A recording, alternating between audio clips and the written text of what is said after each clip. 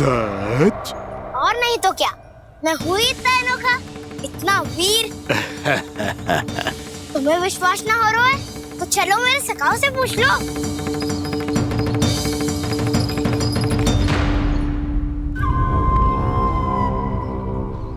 वहाँ क्या देख रहे हो?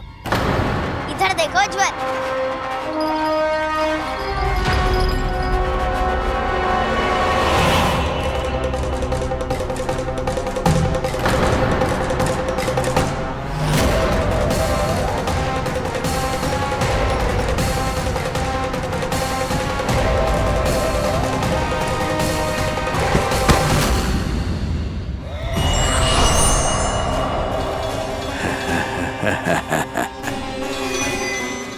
सौ छलिए देखे हैं इसने।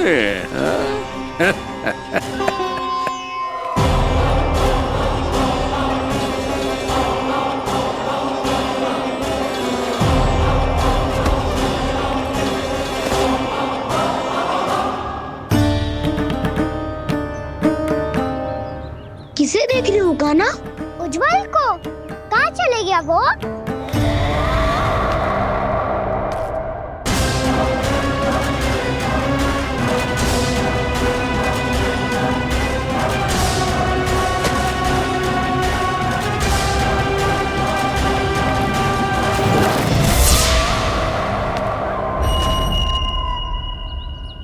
चिंता मत ही करो काना, उज्जवल यहीं का ही होगा, आ जाएगा। क्या हो गया गाना? तूने कही थी ना कि हम चोर प्रहरी खेलेंगे, तो खेल क्यों ना रहो? तुम्हारी प्रतीक्षा कर रहे थे। वैसे तुम कहाँ रह गए थे?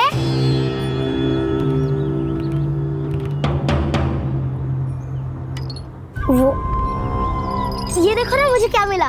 सिक्का।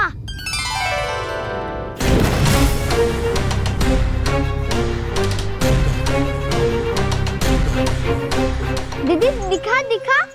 ना ना, ऐसे ना। जे सिक्का मैं उछालूंगा और जिसके हाथ में आया वो बनेगा प्रहरी और अन्य सब चोर। स्वीकार है। यदि मैं प्रहरी बन गया तो बहुत सरलता से इस कृष्ण को पकड़कर गुफा में ले जाऊंगा और वहीं इसकी हत्या कर दूंगा। इसे इसके ही यंत्र में फंसाना होगा मुझे।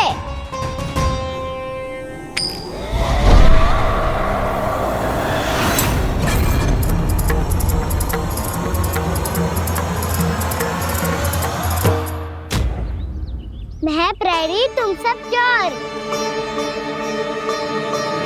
कोई बात नहीं कृष्ण, अब इस उज्जवल की तरह पहले तुम्हारे सारे सखाओं को फंसाऊंगा मैं और फिर ले जाऊंगा तुम्हें।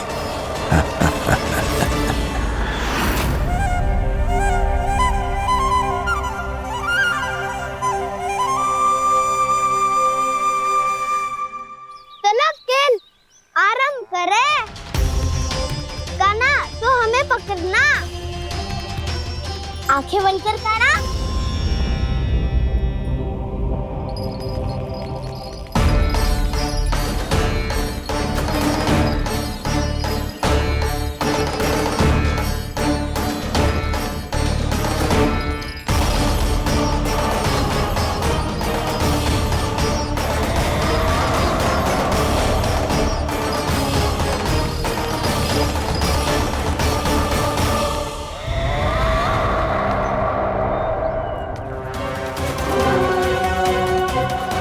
अकेला रह गया ये, अब फंस गया ये। सुबल।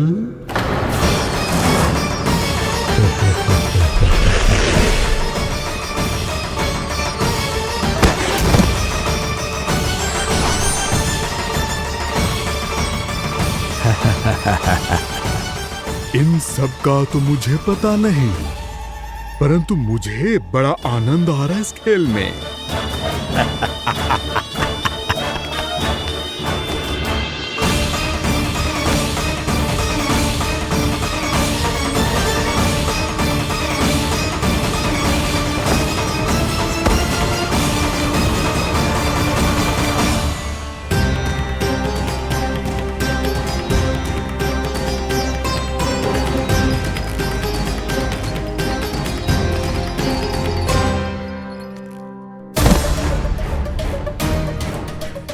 बसंता।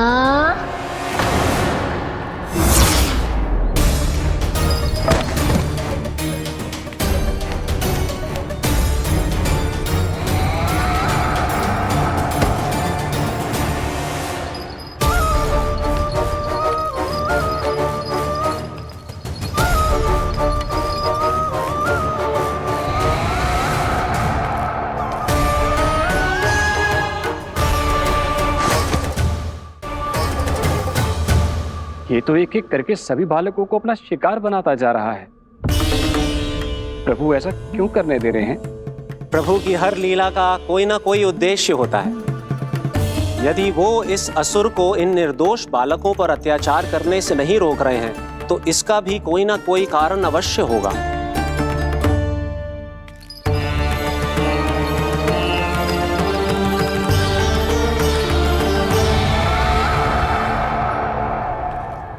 श्री दामा,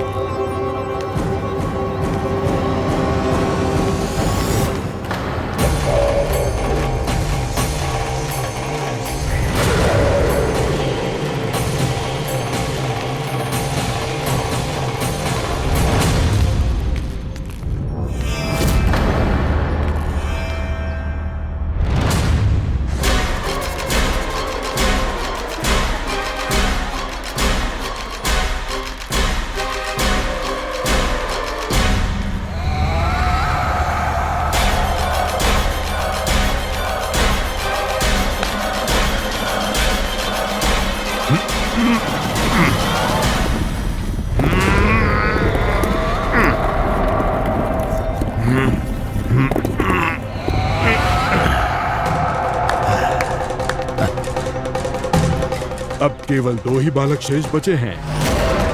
दोनों को पकड़कर ये खेल ही समाप्त कर दूंगा।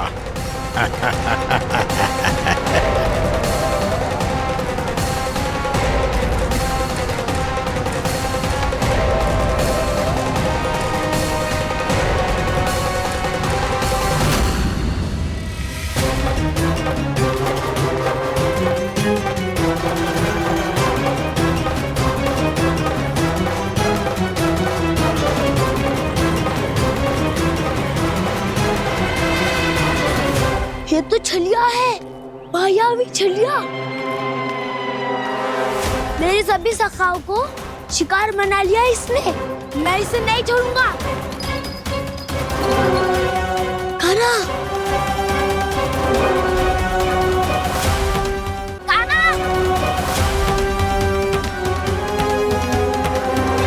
कान्हा, कान्हा।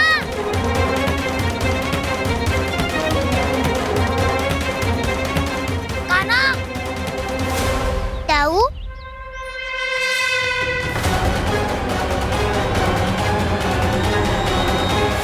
छलिया हो तुम। तुमने मेरे सखाओं का अपहरण किया है। मैं छलिया ना हूँ ना, मैं तो आपका छोटा भाई हूँ, आपका कान्हा।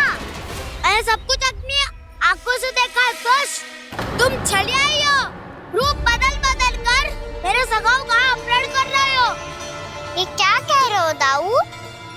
आप ही मुझे नहीं पहचानोगे तो कौन पहचानेगा? कान्हा, ये नहीं, मैं हूँ वास्तविक बलराम, तुम्हारा दाऊ।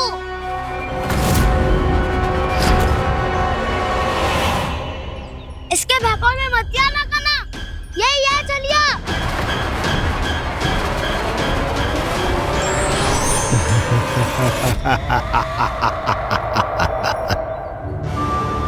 बुद्धिमान बालक, केवल तुमने ही पहली बार में माना है कि मैं ही वास्तविक छलिया हूँ। पर हम तुमसे भयभीत नहीं है दस। इसी क्षण हमारे सखाओं को मुक्त कर दो। अच्छा, यदि इतना ही क्रोध आ रहा है तो जाओ, छुड़ा लो अपने सखाओं को।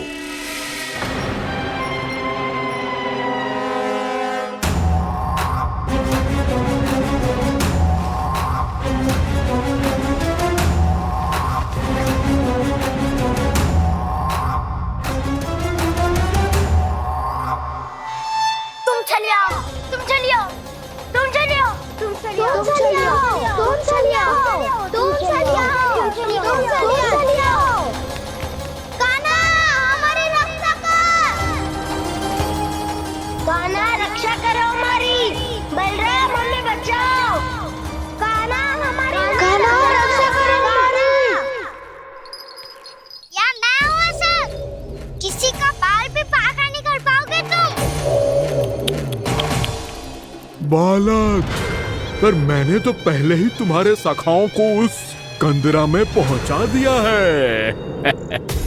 बेचारे इस समय घबरा के रो रहे होंगे, सहायता की भिक्षा मांग रहे होंगे। जानते हो तुम उन सबका अपहरण क्यों कर पाए?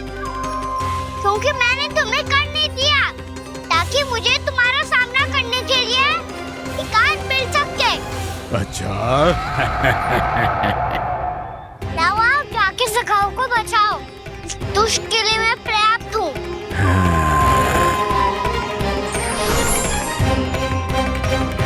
कान्हा, पीछे मुड़ के मत देखना कान्हा।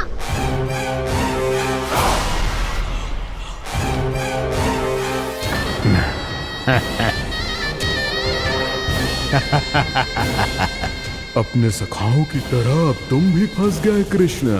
अच्छी कलाकारी कर लेते हो रावणासुर। किससे सिखाया ऐसा स्वांग करना? स्वांग नहीं, माया है ये विद्या मैंने अपने पिताश्री से सीखी है। माया के महान आचार्य मायासुर। तो तुम मायासुर के पुत्र हो, पर जिसके सामने ना माया जाल बुनने का प्रयास कर रहे हो, ये माया के स्वामी है। ये मायाधर विष्णु है। ये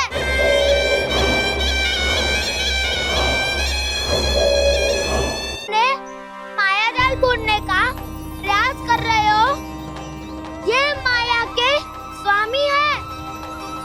ये मायाधर विष्णु है। ये अच्छा, तो होते रहे। मैं तो इनकी हत्या करने आया हूँ और हत्या करके ही जाऊंगा। जाओ, आप सखाओं को बचाओ, मैं इनका सामना कर लूंगा। पर कान्हा, अभी आप ही ने तो कहा था माया का स्वामी हूँ मैं।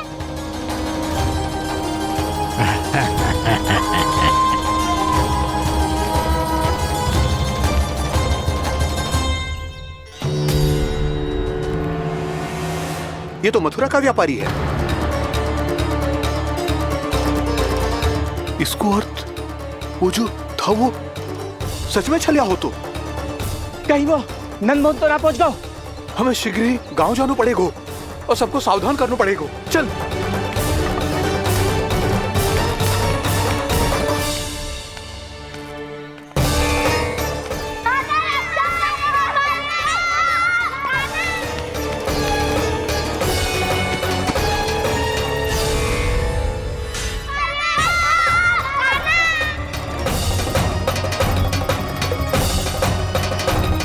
यदि तुम्हें लग रहा है कि मेरे छल के वार से बच गए हो, तो मुझसे भी बच जाओगे।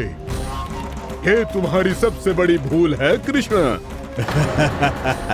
मेरे पास बहुत सारे मायावी अस्त्र हैं, जो क्षण भर में ही तुम्हें विष्णु लोक पहुंचा देंगे। तो फिर प्रतीक्षा क्यों कर रहे हो? बालक, मैं परिहास नहीं कर रहा हूँ। मुझे पता है, तभी तो कह रहा हूँ शीघ्र दिखाओ ना। मुझे तुम्हारे सारे मायावी अस्त्र देखने हैं। कैसे बालक हो तुम? मैं यहाँ खेल दिखाने नहीं आया हूँ। तो समीर वैद क्यों कर रहे हो ब्रह्मासुर? जो करने आए हो वो ही करो ना। अब देखो कैसे तुम्हारे प्राण एक ही वार में इस देह का साथ छोड़कर उड़ जाएंगे। मेरी मायावी अग्नि तुम्हारे भोले भाले से इस मुख को जलाकर भस्म कर देगी।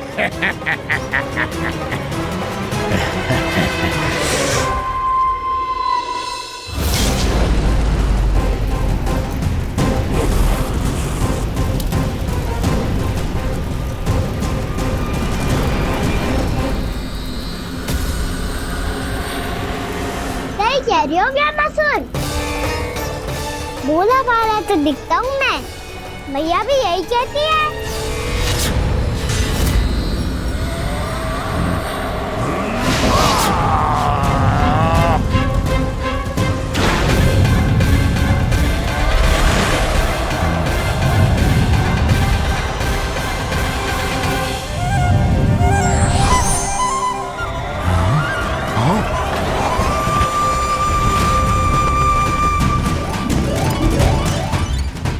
आसन को उपहार देने के लिए बहुत बहुत धन्यवाद ब्रह्मासुर। बहुत समय से खड़े खड़े थक गया था मैं।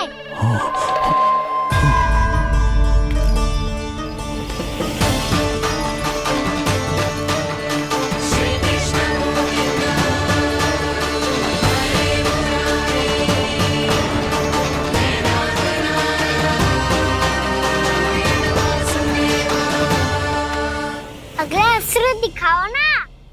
तुम्हारी यही जिज्ञासा आज तुम्हारा अंत करने में सहायक बनेगी मूर्ख बालक।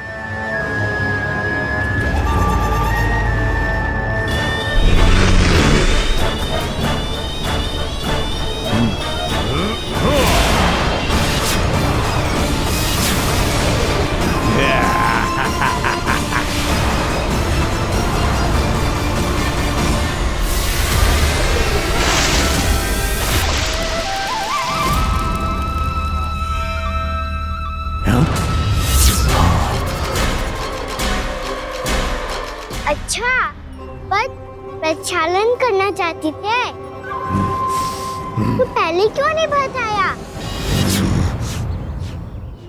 मुस्कुराना बंद करो। तुम्हारी ये हंसी मुझे कांटों की तरह चुभ रही है। पर मैया तो कहती है कि मेरी मुस्कुराहट फूलों की तरह है।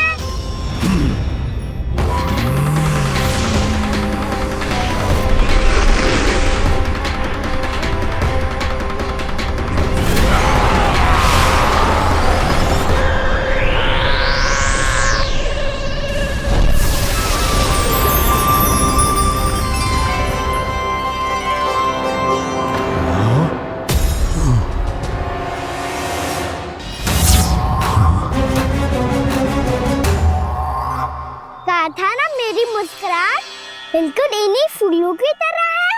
और तुम कर क्या रहे हो ब्रह्मासुर? कभी आसन दे रहे हो, कभी पद प्रक्षालन कर रहे हो और अब फूल भी चढ़ा दिए।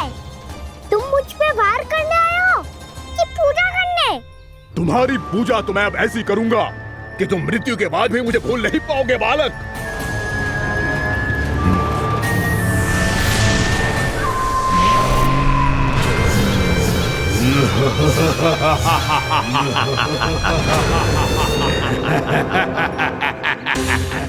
साना, ये चट्टान तो मुझसे हिल ही ना रही।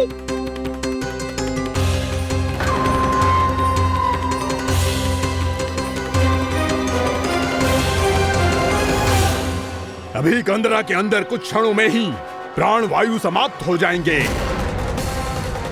तुम्हारे सारे सखा एक एक कर अपने प्राण त्याग देंगे और तुम्हारा वध करूंगा मैं।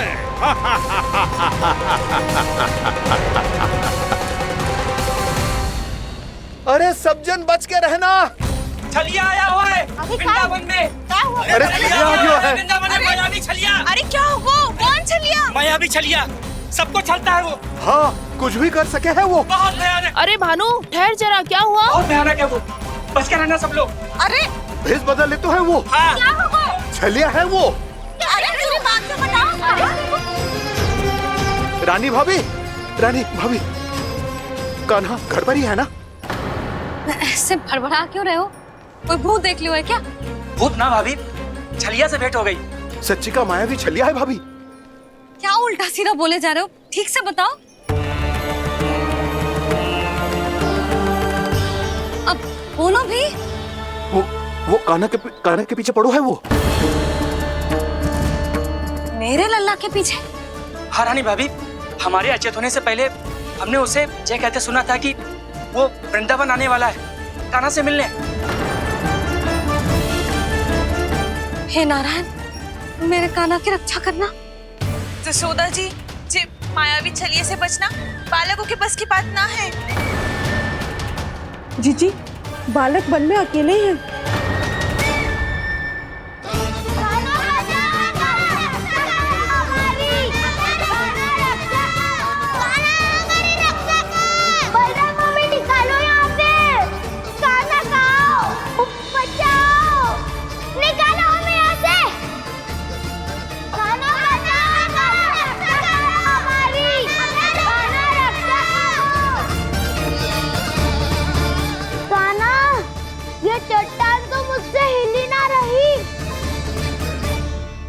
यदि मैं माया का स्वामी हूँ तो आप भी बल के स्वामी हो। ताऊ, अपनी क्षमता, अपना सामर्थ्य स्मरण करो।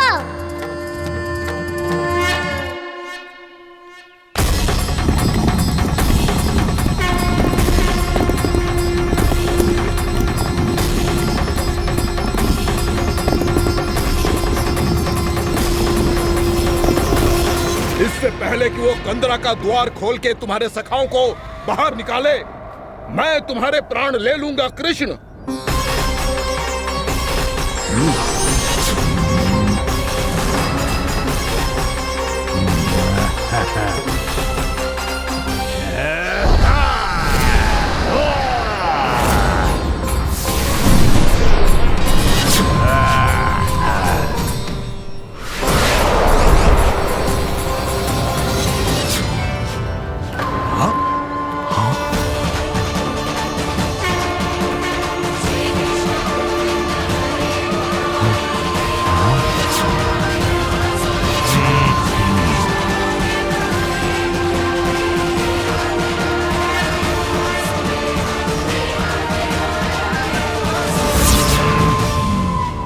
कितनी पूजा करोगे ब्रह्मासुर?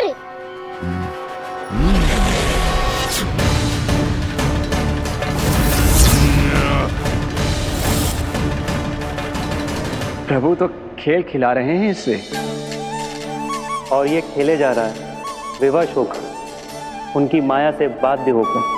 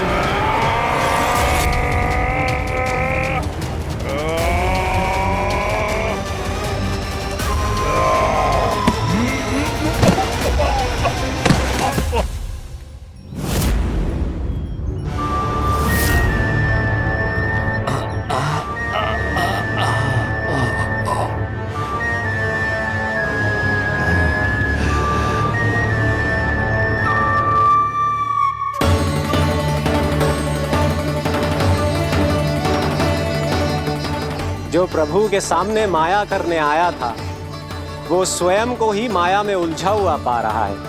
नारायण नारायण। लो, अब तो तुमने दंडवत प्रणाम भी कर लिया, माया भी गधा भी उपहार में दे दी। तुम चाहते क्या हो ब्रह्मासुर? मेरी शरण में आना है क्या?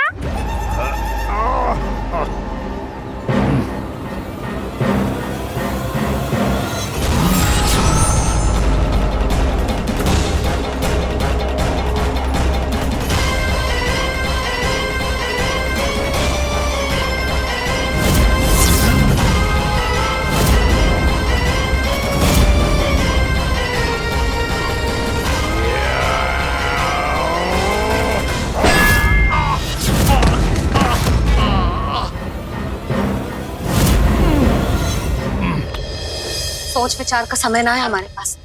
अपने बालकों की रक्षा के लिए इसी क्षण हमें निकलना होगा। और वो छलिया किसी का भी रूप धारण कर सकते हो। सुलक्षणा तेरा, शांति तेरा या मेरा, किसी का भी रूप धारण करके हमें भ्रमित कर सकते हो। इसीलिए हमें सतर्क रहना होगा। समझ आई? चलो।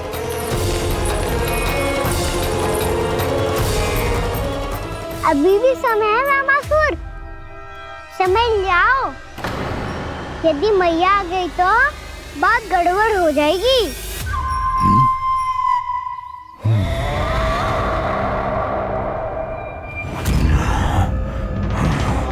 मुझसे झूठ का कोई लाभ नहीं होगा। रामासुर, स्मरण करो तुम कौन हो। मायासुर का पुत्र हूँ मैं, अपने स्वामी महाराज कंस का सेवक हूँ, और तुम्हारा हूँ मैं काल।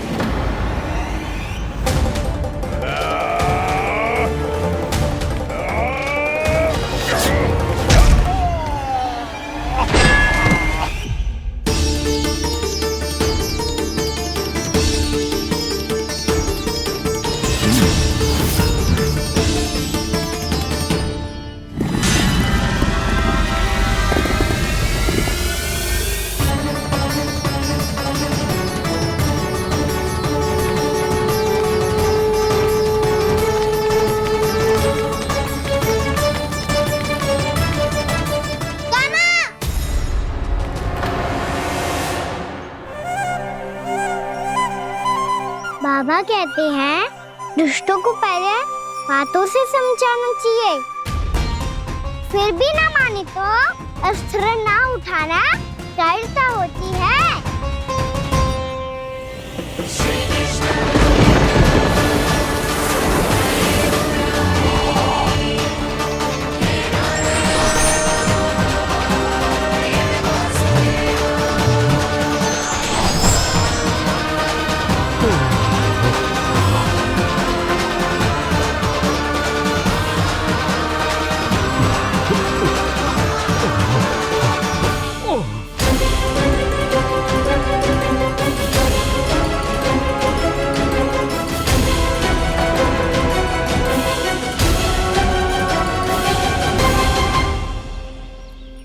पता था मुझे, अपने बाबा के स्वरूप को हानि नहीं पहुंचाओगे।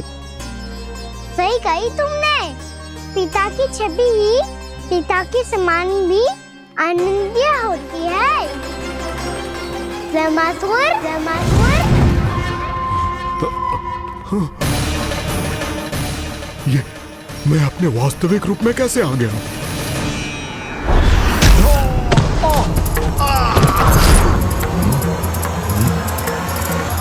मेरे बाबा का स्वरूप नहीं लेना चाहिए था तुम्हें।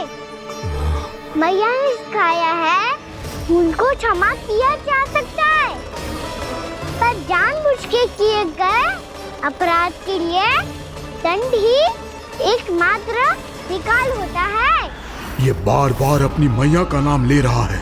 यदि मैं वो स्वरूप लूं तो अपनी मैया पर वार नहीं कर पाएगा ये।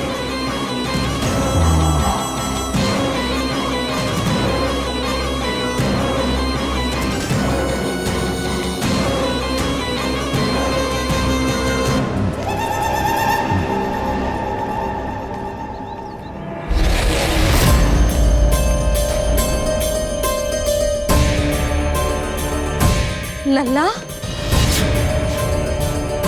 मैं तेरी मैया हूँ, अपनी मैया को मारेगा? बच गया। समझाया था,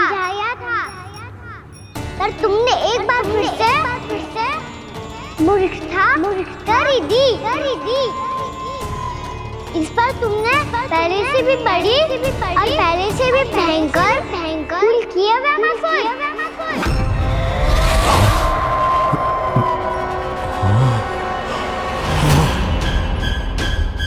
ये क्या हो रहा है मुझे? बार बार मेरा रूप क्यों बदल रहा है? ममता को समझे बिना अधिक समय तक मैया का स्वरूप हरण करके नहीं रख पाओगे रामासुर।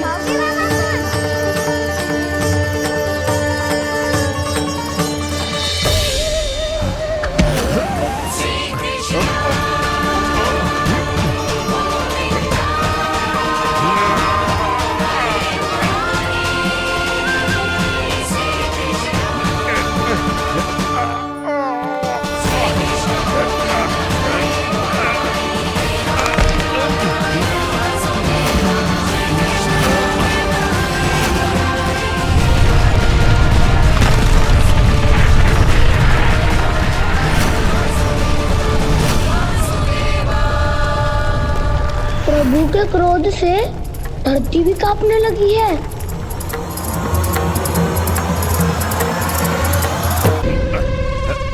पुत्र को मारने के उद्देश्य से एक माँ का रूप लिया तुमने। ये ममता का और मेरी मैया का घोर अपमान है रामासुर।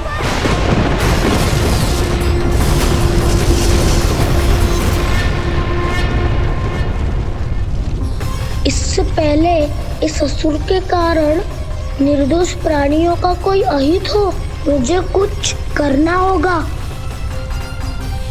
यदि मैं माया का स्वामी हूँ तो आप भी बल के स्वामी हो। दाऊ, अपनी क्षमता, अपना सामर्थ्य स्मरण करो।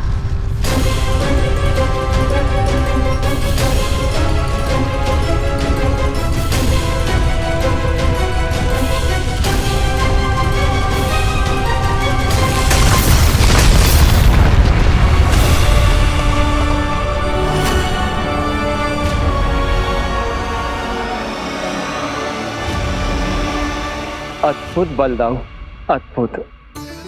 अपने बल का उचित प्रयोग करके आपने प्राणियों को हानि होने से बचा लिया और यह भी सिद्ध कर दिया कि इस युग में आपसे अधिक बलवान और कोई नहीं होगा। आज से आप बलदेव के नाम से भी जाने जाएंगे। आज से आप बलदेव के नाम से भी जाने जाएंगे। आपके चरणों का ये चिन्ह युगों युगों तक आपके बल की कथा कहता रहेगा। बलराम का चरण चिन्ह।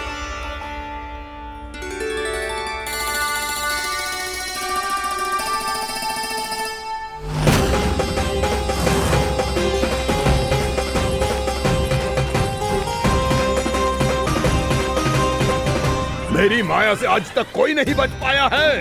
एक बार मुझे छोड़कर देखो, फिर पता चलेगा कि मैं हूँ कौन। पहले ये तो देख लो कि मैं कौन हूँ।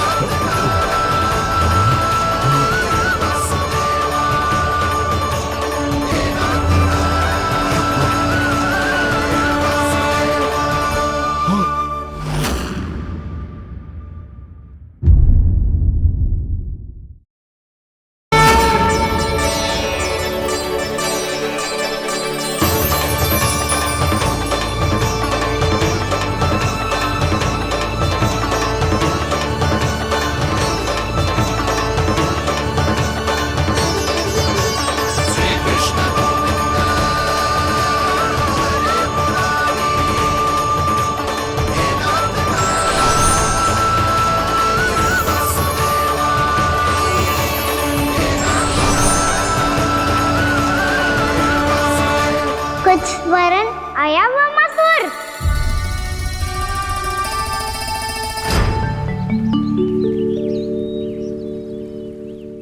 बहुत समय पहले की बात है। बहुत बड़े भूमाकर राज करते थे तुम्हें मान राजा भीमम के नाम से जाना जाता था। सब कुछ था तुम्हारे पास, पर शांति नहीं थी। इसीलिए शांति की खोज में अपना संपूर्ण राज अपने पुत्रों को सौंप कर हिमालय पर्वत की ओर चल दिए। अनेक वर्षों की तपस्या के बाद तुम्हारे तप की कीर्ति चारों ओर फैलने लगी और फिर सच्चे तपस्वी की धूप में तुम्हारी ख्याति से प्रभावित होकर महर्षि उलट तुमसे भेंट करने आए। राजा भीमरथ, आपने ईश्वर की प्राप्ति के लिए सब कुछ छोड़ दिया, पर अपना अभिमान नहीं छोड़ पाए। इसीलिए मेरे आगमन पर सम्मान के साथ खड़ा होना तो दूर, मेरा अभिवादन भी नहीं किया। अभिमान तपस्वी का गुण नहीं होता है राजन, अभिमान राक्षसी गुण है। इसलिए मैं आपको श्राप देता हूं कि आप अगले जन्म में एक राक्षस के रूप में जन्म लेंगे, एक राक्षस के रूप में जन्म लेंगे। मुझे क्षमा कर दीजिए महर्षि। मैंने जानबूझकर आपका अपमान नहीं किया है। मैं तो यहाँ पर शांति की खोज में आया था। अपने भीतर के संसार में गहरे सोच विचार में डूबा हुआ था मैं। मुझे क्षमा कर दीजिए महर्षि, मुझे क्षमा कर दीजिए। अपनी भूल का आभास प्रायश्चित की ओर पहला पग होता है। मैं अपना श्राप तो वापस नहीं ले सकता, परंतु आपको एक वचन अवश्य दे सकता हूं। जब भी प्रभु नारायण का अवतार होगा, आपको उचित समय पे वो वरदान देंगे जिसकी आप लंबे समय से प्रतीक्षा कर रहे हैं।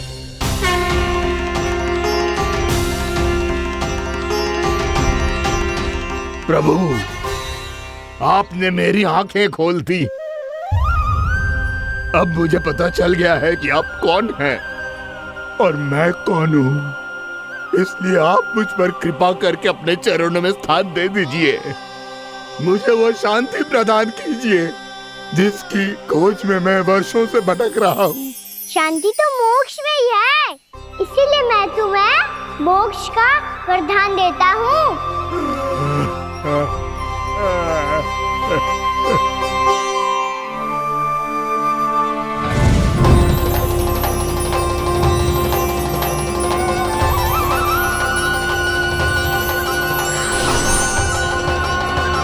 प्रभु की ये लीला सदैव स्मरण रखी जाएगी। इस स्थान को इनका आशीर्वाद मिलेगा और इस कंदरा को व्योमासुर की कंदरा के रूप में पहचाना जाएगा। भविष्य में अनेक ऋषि मुनियों की शरण स्थली बनेगी ये कंदरा। दीदी, ये कोई साधारण बालक ना है। ऐसा चमत्कार कोई साधारण बालक थोड़ी ना कर सकते हो। तुम सत्य कह रहे थे बलराम। गाना सच्ची में भगवान ही है, तभी तो सब देवता इसे बसाने और इसकी ओर से युद्ध करने आते हैं। तुम सब ऐसे आंखें फाड़ के क्यों देख रहे हो मुझे?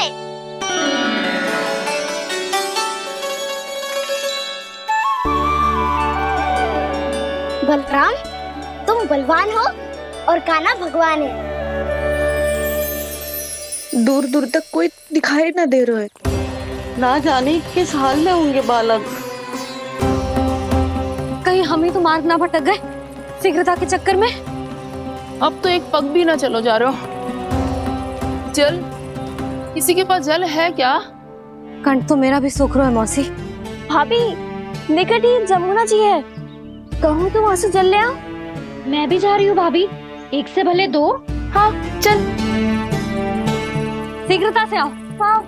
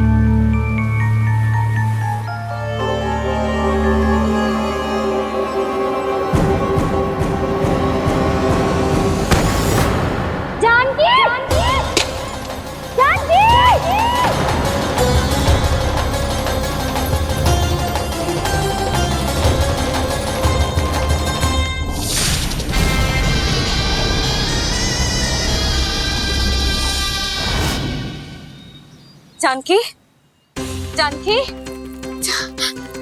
क्या होगा इसे? देखो ना जी, अब छलिया की सूचना मिलते ही हम सब बालकों को ढूंढने चली गई और ढूंढते ढूंढते सबको बहुत प्यास लगी आई जी। तो जानकी जमुना जी की नदी से जल लेने गई और उसने जमुना जी का पानी पिया और उसकी जेदशा हो गई। बालक कहाँ है? वो ठीक तो है ना? ऊपर ऊपर से सब ठीक है, पर भीतर से बहुत भयभीत है सब। जानकी तो बिल्कुल नीली पड़ गई है। लग तो है विष फैल गया है इसको पूरे तन में। मथुरा के सौ से विदेह जी को बुलाए गए हैं उसके उपचार के लिए।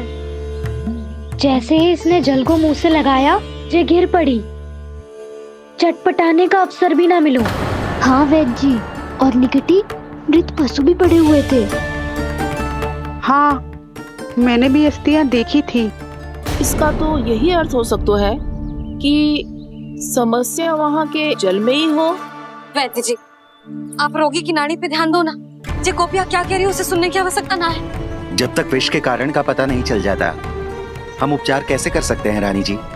जी, वो निकट ही यमुना जी में एक विशेष क्षेत्र है।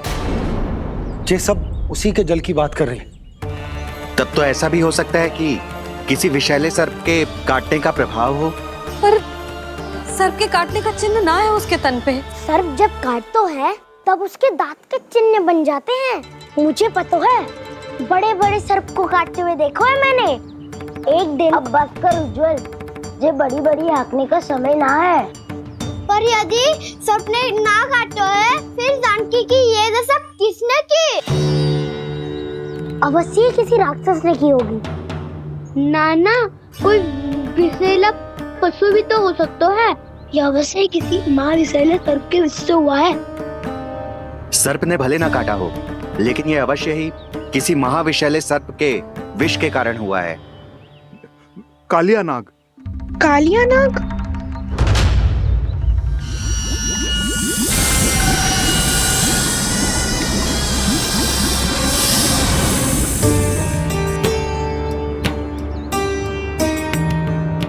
संकेतों से तो ऐसा लगता है कि जानकी ने कालिया नाग के क्षेत्र के विशाल जल पी लियो है। कालिया नाग एक लोक श्रुति है, कल्पना में गढ़ी हुई एक कथा, और कछु ना है। हमें जाके पता लगाना पड़ेगा। पर हमें वहां जाने से मना किया है ना बड़ों ने। उज्जवल सही कह रहे हो है। इस समय जानकी के स्वास्थ्य से अधिक महत्वपूर्ण और कछु ना है। जानकी हमारे लिए ही जलाने गई थी जी। ना मैं उसे जाने देती ना जैसा वो तो। वैद्य जी, आप शीघ्र कछु करो, कैसे भी कछु भी करो, पर इसके प्राण बचा लो। यशोदा, धैर्य रखो, श्री नारायण पर विश्वास रखो, वो सब ठीक कर देंगे।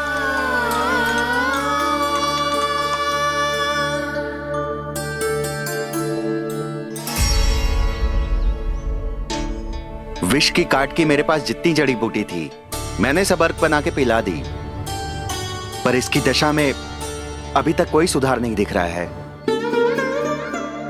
यह अंतिम जड़ी बूटी है। अगर इससे भी चमत्कार नहीं हुआ, तो फिर जो नारायण की इच्छा।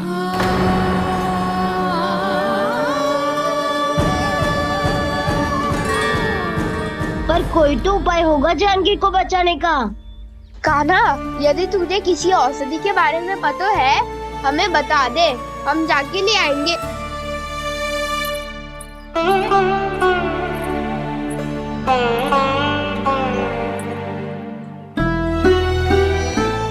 हे नारायण, हे प्रभु, मेरी जानकी के प्राण बचा ले प्रभु। या तो मैं अपने आप को कभी क्षमा न कर पाऊंगी। ये सारी मेरे ही कारण बनाई थी। उसकी रक्षा करो प्रभु, मेरी पुकार सुनो। कान्हा, तूने हमें वत्सासुर से बचाया था ना? और बकासुर से भी तो, और छलवे से भी तो तूने ही बचाया था ना हमें। क्या ऐसा कोई उपाय ना है जानकी को बचाने का? धन्वंतरी,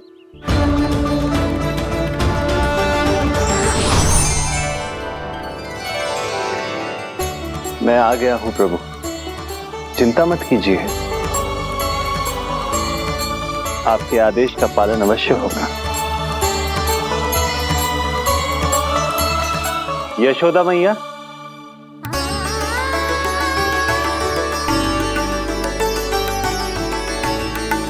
मैया आपको कोई पुकार रहा है।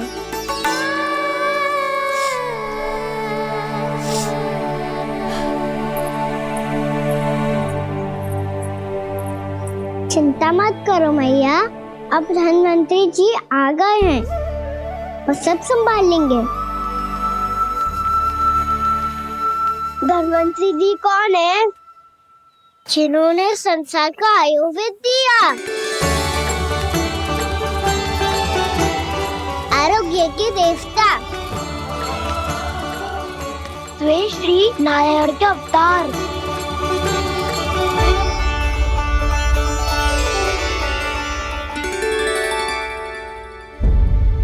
मुझे पता चला है कि आपको वेद की आवश्यकता है।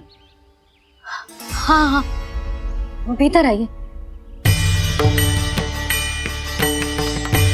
आइए आइए बैठे जी। जी रहे। मथुरा का सर्वश्रेष्ठ वैद्य अर्थात मैं यहाँ आ चुका हूँ और रोगी को जितनी औषधि की आवश्यकता थी सब दे चुका हूँ। निश्चित रूप से आपने विष की काट के लिए बहुत ही उत्तम अर्क तैयार किया है। इसीलिए किसी और वैद्य की आवश्यकता नहीं है। किंतु आप अकेले कितना कुछ करेंगे वैद्यराज? मुझे अपना सहायक ही बना लीजिए। पर जो करना था मैं पहले ही कर चुका हूँ। हाँ, वो तो आप कर चुके हैं। बस रोगी के तन से विष निकालना शेष है ना वैद्यराज? हाँ हाँ, बस वही शेष है। इनके रक्त को विष रहित करने में मैं आपकी सहायता करूंगा। पहले ये संजीवनी मानी जाने वाली इन लाल फूलों की बूटी को भी घिसना है ना?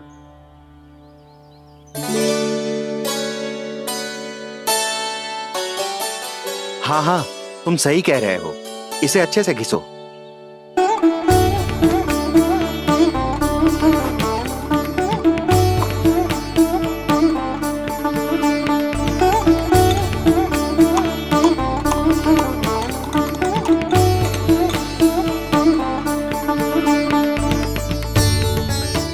और ये नीले फूलों को भी तो मिलाना है ना? हाँ हाँ, अच्छे सहायक बन सकते हो तुम। ऐसे ही श्रम करते रहो।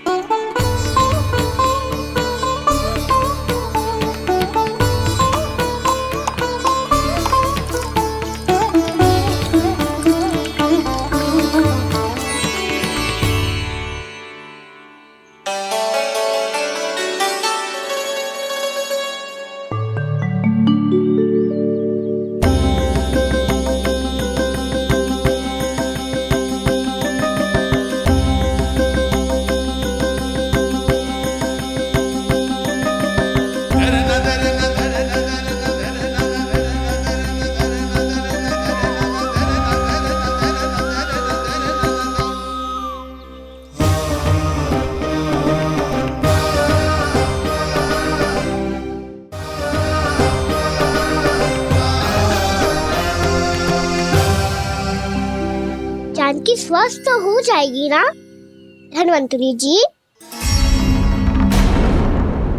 धन्वंतरी? प्रभु, अब मैं क्या करूं? आपने तो स्वयं ही मेरी पहचान उजागर कर दी। जी क्या करो कान्हा? आप सब ऐसे क्यों देख रहे हो?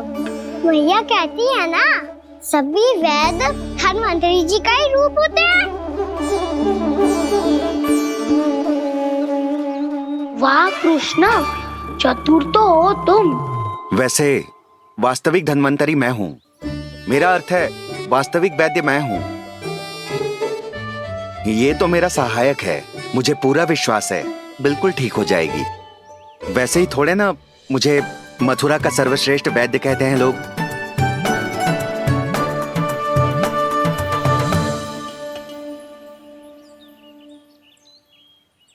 जसोदा भाभी,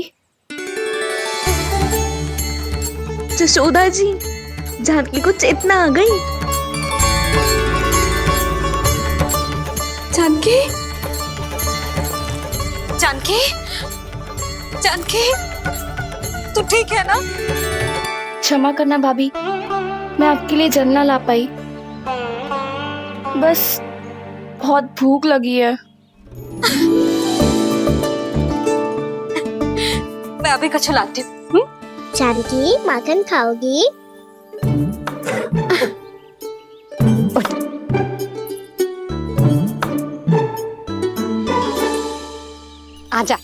ही खिला दे लल्ला।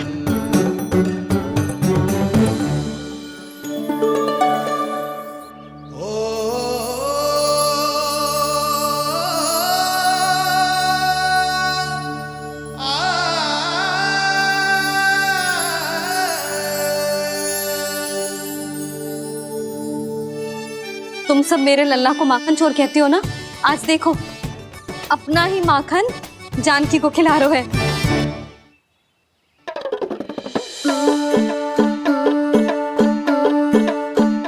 थोड़ा और विश्राम कर लो। सदैव तुम हम सबकी सेवा करती हो, आज मैं तुम्हारी सेवा करूंगा। जानकी की जिज्ञासा तब हुई जब जय यशोदा काकी की सेवा कर रही थी, और अब देखो स्वयं भगवान ही इसकी सेवा कर रहे हैं। जानते हो इससे क्या सिद्ध होता है? जो भी यशोदा मैया की पूजा करेगा, अर्थात अपने माता पिता की सेवा करेगा, उनके साथ सम्मान से व्यवहार करेगा, ईश्वर स्वयं उसका ध्यान रखेंगे। कभी धन्वंतरी के रूप में तो कभी स्वयं कान्हा के रूप में। भक्त और भगवान का देखो कैसा ये अनुराग, स्वयं करे सेवा प्रभु, अद्भुत गोपी का भाग्य। प्रभु इन सब पृथ्वीवासियों से कितना घुल मिल गए हैं। ना तो ये प्रभु को भगवान मानते हैं और ना ही प्रभु अपने आप को इनसे सर्वश्रेष्ठ समझते हैं। अपने आचरण से ये सिद्ध कर रहे हैं कि ये सभी में हैं और सभी इनका ही अंश है।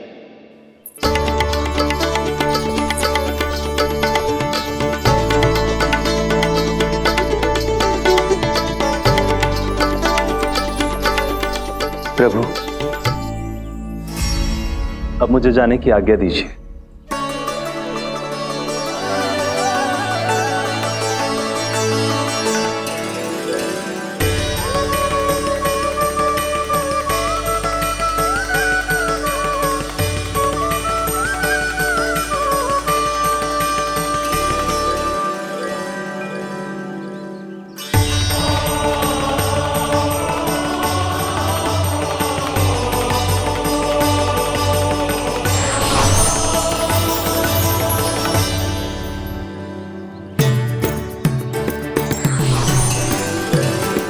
कान्हा ने तो सच्ची में धन्वंतरी जी को बुला लिया था।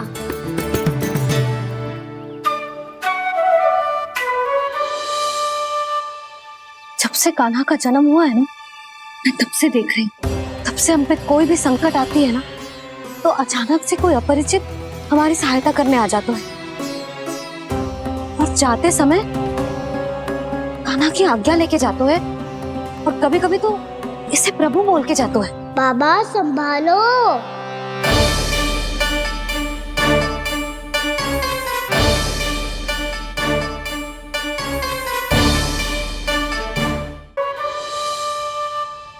जब से कान्हा का जन्म हुआ है ना, मैं तब से देख रही हूँ, तब से हम पे कोई भी संकट आती है ना, तो अचानक से कोई अपरिचित हमारी सहायता करने आ जाते हैं, और जाते समय कान्हा की आज्ञा लेके जाते हैं, और कभी कभी तो इसे प्रभु बोल के जाते हैं। बाबा संभालो। यशोदा, इस जानकी को चढ़ो है और विचित्र विचार तुम्हारे मन में है। अरे सब जानते हैं कि हमारा परिवार राजसी, तुम्हें पता ना चलते होगा, पर हमारे कान्हा को सब राजकुमार ही समझते हैं देखकर। इसीलिए उसे सम्मान देने के लिए सब ऐसा ही करते हैं, और कोई बात ना है।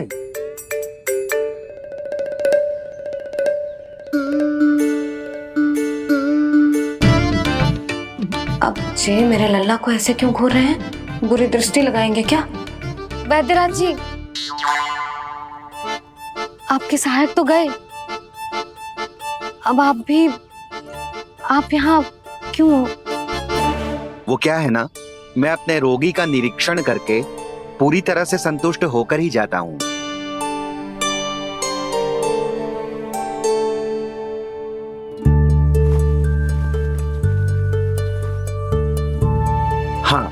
संकेत तो अच्छे हैं, कल सुबह तक बिल्कुल ठीक हो जाएगी। धन्यवाद वैद्य जी।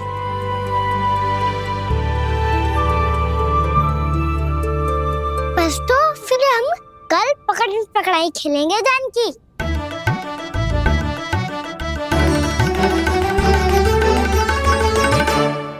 भानु, बंसी, जाकर उस क्षेत्र के चारों ओर बाड़ बनवा दो और वहां सूचना पट्ट भी लगा देना, ताकि जानकी के साथ जो हुआ है वो किसी और के साथ ना हो।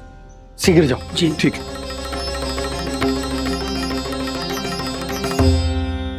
बाड़ और सूचना पट लगवाने से समस्या का समाधान नहीं होगा बाबा। निर्दोष पशु सूचना पट देखकर भी कुछ समझ नहीं पाएंगे।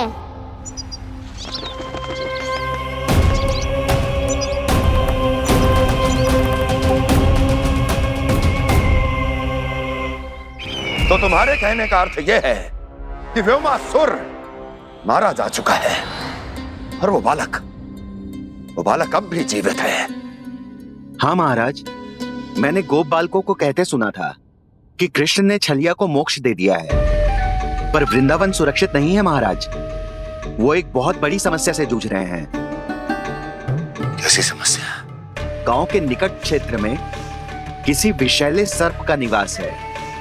उसके विष का प्रभाव इतना भयानक है महाराज, जैसे विष ना हो, स्वयं हलाहल हो। मेरी कोई भी औषधि रोगी का उपचार नहीं कर पा रही थी। निकट के क्षेत्र में कहाँ है वो सर्प? गोप मानते हैं कि वो सर्प गांव के निकट यमुना नदी के जल में रहता है। मुझे तो लगता है महाराज, ये कालिया नाग की कथा कोई किंवदंती या लोक श्रुति नहीं, एक सच्चाई है, एक विषैली सच्चाई।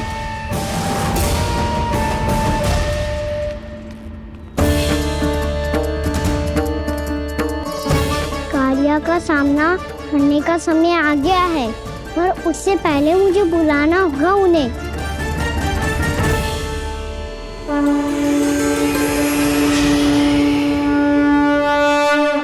संसार के दारुण भय का नाश करने वाले, सभी कष्टों का हरण करने वाले, विश्व का समस्त ऐश्वर्य प्रदान करने वाले, कमल जैसे लोचन, मुख और चरणों वाले आजानुभूत श्री राम को मैं बार बार नमस्कार करता हूँ। आपदामपहर्तारं दातारं सर्व संपदाम लोकाभिरामं श्री रामम भूयो भूयो नमाम्यहम्। कागभूसोंडी कागभूसोंडी कागभूसोंडी। प्रभु क्षमा करें, मुझे जाना होगा।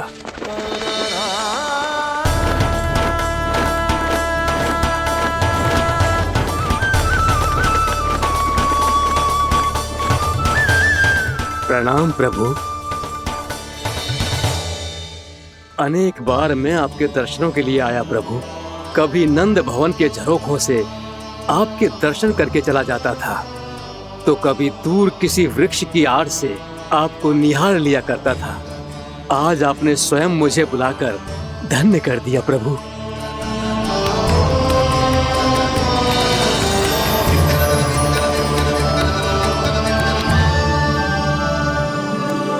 मैंने आपको यहाँ एक विशेष कारण से बुलाया है। आपके श्राप से इस कालिया नाग को मुक्त करने का समय आ गया है। ये तो बहुत ही उत्तम समाचार है प्रभु। इतने वर्ष बीत गए, मुझे आज भी स्मरण है वो दिन जब मैंने उन्हें श्राप दिया था। अपने क्रोध पर नियंत्रण खोकर बहुत बड़ी भूल कर दी थी मैंने प्रभु। बीती हुई घटनाओं पर दुखी होके कोई लाभ नहीं है। हमें भविष्य की ओर देखना होगा।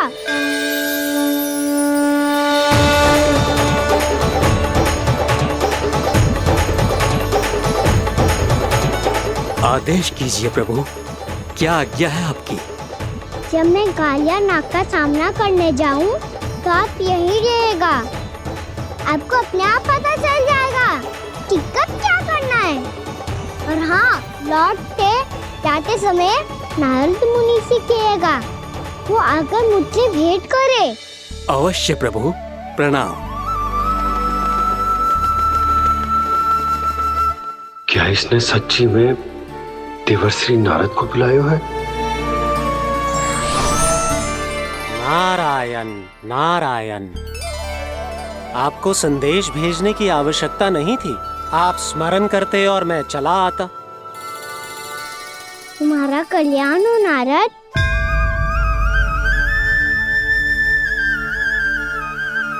मैंने तुम्हें एक विशेष कार्य के लिए बुलाया है। आज्ञा दीजिए प्रभु। तुम्हें एक बार फिर कंस से भेंट करनी होगी। विचार कीजिए महाराज, क्या आप बिना किसी शंका के कह सकते हैं कि कौन सी पंखुड़ी पहली है और कौन सी आठवीं? उस दुष्ट से भेंट करना स्वयं कीचड़ में उतरने के समान है प्रभु। कमल पुष्प प्राप्त करना हो तो कीचड़ में उतरना पड़ता है नारद।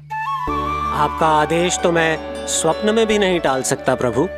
कंस कालियानाग के बारे में जान गया है, पर वो उसका सामना करने का साहस नहीं कर पाएगा। मैं आतुर हूँ प्राप्ति, मूर्ख नहीं। मेरी बुद्धि फिर नहीं गई है। मैं स्वयं उस कालिया जैसे महाविषैले सर्प के सामने खड़ा हो जाऊं और अपने ही काल को आमंत्रित कर लूं। तो फिर अपने लाभ के लिए उसका प्रयोग करने का कोई और उपाय सोचिए स्वामी।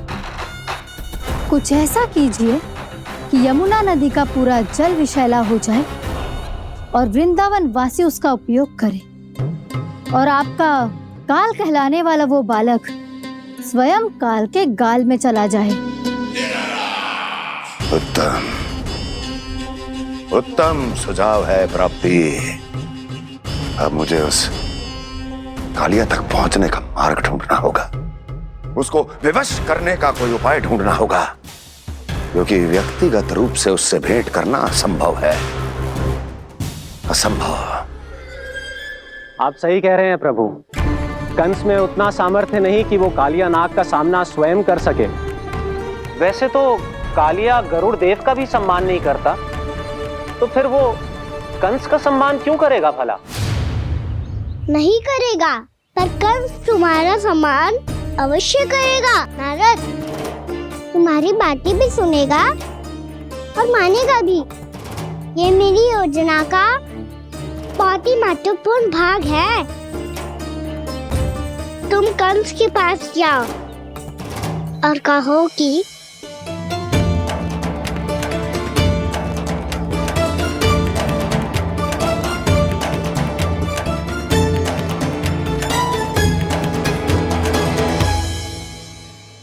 संतान अपने माता पिता को तीर्थ का सौभाग्य दिलाती, पर मेरा लल्ला कितना महान कि उसने हमारे घर को ही तीर्थ बना दिया। ऐसा तीर्थ जहां मेरी आंखों के सामने भक्त और भगवान का मिलन हो रहा है। जो आज्ञा प्रभु।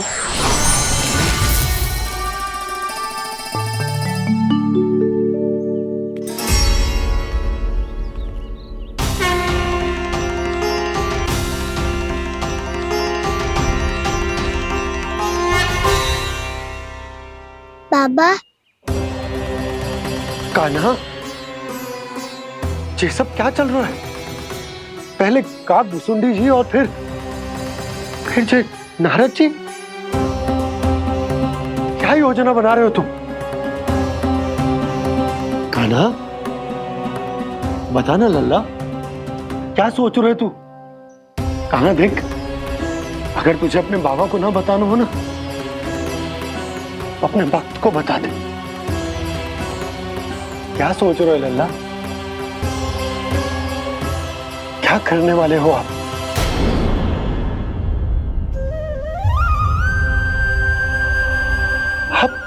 आप इतने दुखी क्यों हो? कान्हा, कान्हा, क्या होगा? क्योंकि मुझे आभास हो गया है बाबा, समय आने वाला है। कौन सा समय आने वाला है लल्ला? शीघ्र सब कुछ बदलने वाला है। भैया को मेरा सत्य पता चल जाएगा बाबा।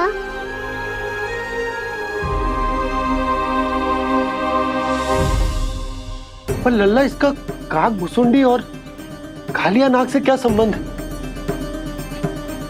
ऐसा क्या हुआ था और क्या होने वाला है?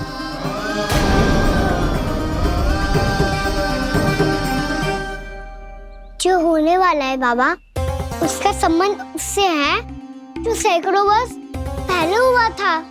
महर्षि भृगु के एक वंशज थे वेदशिरा मुनि, जो विंध्याचल की पहाड़ियों में साधना कर रहे थे।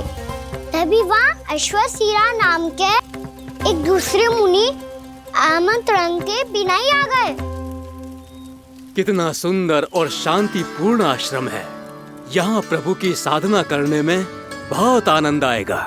शीघ्र ही अश्वशिरा मुनि उपस्थिति के कारण होने वाले व्यवधान से बाध्य होकर वेदशिरा मुनि ने अपनी आंखें खोली। कौन हो तुम और यहाँ क्या कर रहे हो? आपके आश्रम में बहुत शांति है मुनिवर। साधना करने के लिए बहुत ही उत्तम स्थान है ये। मैं चाहता हूँ कि मैं भी यहाँ। आप यहाँ साधना करना चाहते हैं, लेकिन इतना भी नहीं जानते कि किसी के आश्रम में प्रवेश करने से पहले उसकी आज्ञा लेनी चाहिए।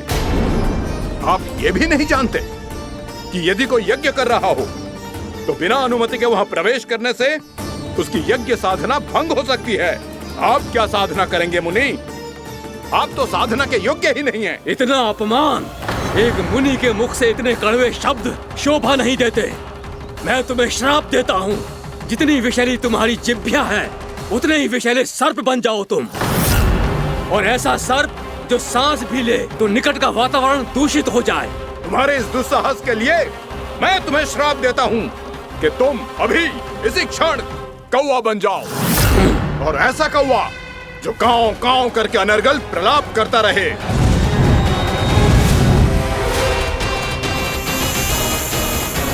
ये मैंने क्या किया? ये मैंने क्या किया? क्रोध के कारण दोनों ने एक दूसरे को श्राप दे दिया। पर दोनों ही मेरे भक्त थे, और भगवान होकर मैं अपने भक्तों को इतनी कठिनाई में कैसे देख सकता था। इसीलिए जिस संकट में उन दोनों ने अपने आप को फंसा लिया था, उसका समाधान करने में मैं उनके पास गया। देखिए ना प्रभु, ये क्या हो गया हमसे? हमारी रक्षा कीजिए प्रभु, मार्ग दिखाइए हमें। क्रोध पर नियंत्रण ना होने के कारण आप दोनों ने एक दूसरे को बहुत ही भीषण संकट में डाल दिया है। अब दोनों ही तपस्वी, तप के बल से दिए गए आपके श्राप को लौटाना भी संभव नहीं है। प्रभु कोई तो उपाय होगा, हम आपके शरण में हैं प्रभु। अपराध तो हमसे हुआ है प्रभु, पर अब आपसे ही आशा है। कुछ ऐसा कीजिए भक्त वत्सल, जिससे हम दोनों के श्राप का प्रभाव कुछ कम हो जाए। आप दोनों ही मेरे भक्त हैं, इसलिए आपकी पीड़ा का निवारण करने का एक उपाय है मेरे पास। वेदशिरा मुनि, जब आप कालिया नाग बनेंगे तो आपको मेरे चरणों को अपने शीश पर धारण करने का सौभाग्य मिलेगा। और अश्वशिरा मुनि, आप काग योनि होने के बाद भी आप श्रेष्ठतम ज्ञान और सर्वाधिक यौगिक सिद्धियों के स्वामी होंगे और प्रवचन दिया करेंगे। इसके बाद अश्वशिरा मुनि काक भुसुंडी बन गए, जिन्होंने आगे चलकर स्वयं गरुड़ देव को रामायण सुनाई। और मुनि वेदशिरा महर्षि कश्यप और देवी कत्रियों के पुत्र कालिया नाग बनकर जल में। और अब वही कालिया नाग जमराज्य में, जिनके कारण जानकी के प्राण लगभग चले ही गए थे। अब कालिया नाग को उचित स्थान पर भेजने का समय आ गया है बाबा। पर ये तो अच्छी बात है कान, वेदशिरा मुनि को दिया हुआ तुम्हारा वचन भी पूरा हो जाएगा, जमुना जी की शुद्धि भी हो जाएगी। इस सब के बाद भी तुम दुखी क्यों हो? क्योंकि इसके बाद मैया के सामने मेरा रहस्य खुल जाएगा बाबा। उन्हें पता चल जाएगा कि उनका बालक कोई साधारण बालक ना है। भविष्य में जो होने वाला है उसे सबके सामने घटने से रोकना मेरे लिए भी संभव ना होगा। मैया को सब पता चल जाएगा। क्या पता चल जाएगा रे मुझे?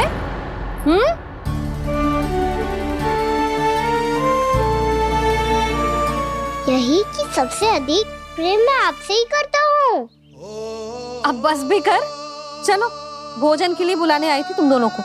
भूखा थोड़े ना रहने दूंगी अपने लल्ला को। मेरा लल्ला दुर्बल हो जाएगा ना। आप खिलाओगे तो ही खाऊंगा। हाँ ठीक है, मैं ही खिलाऊंगी।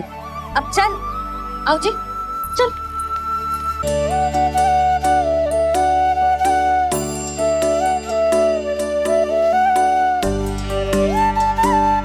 मैया खेलो ना मेरे साथ। मैया सुनो ना,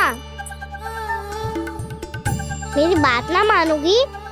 अभी बहुत कार्य पड़े लल्ला। देख, जानकी को औषधि भी देने जानो है ना। औषधि मैं दे दूंगा, फिर तो खेलोगी ना आप मेरे साथ? पिछले कुछ दिनों से अपनी मैया का अधिक से अधिक प्रेम पाने का प्रयास करो है कान्हा।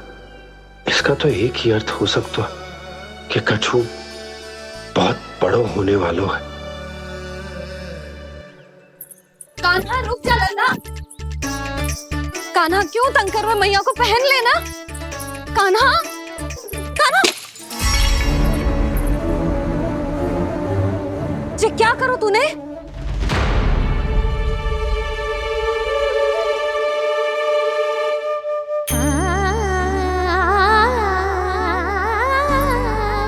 अच्छा ठीक है, अब मुंह लटकाने की आवश्यकता ना है। ये ले।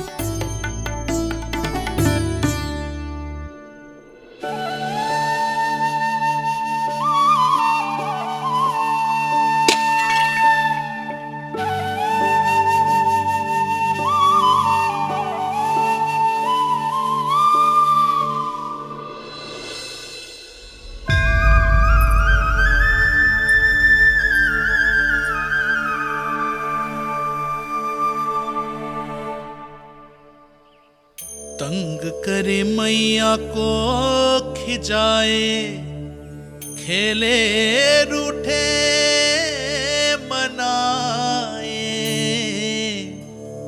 लीला अनोखी करके शरारत, कान्हा दंड भी पाए।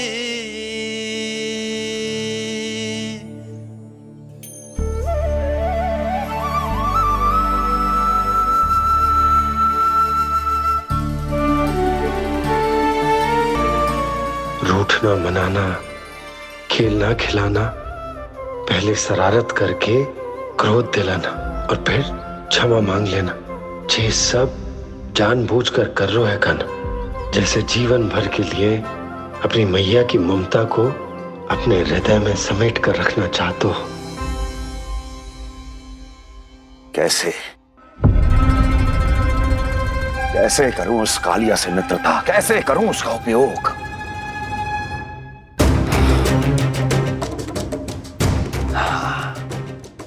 उस पर आक्रमण कर देता हूं और उसे किसी ना किसी तरह से यह विश्वास दिला देता हूं कि यह आक्रमण उस विष्णु अवतार ने किया है। फिर वो क्रोध में आकर सारे वृंदावन वासियों को अपने विष से समाप्त कर देगा। उचित है, ये उचित है। नारायण हरि, नारायण हरि।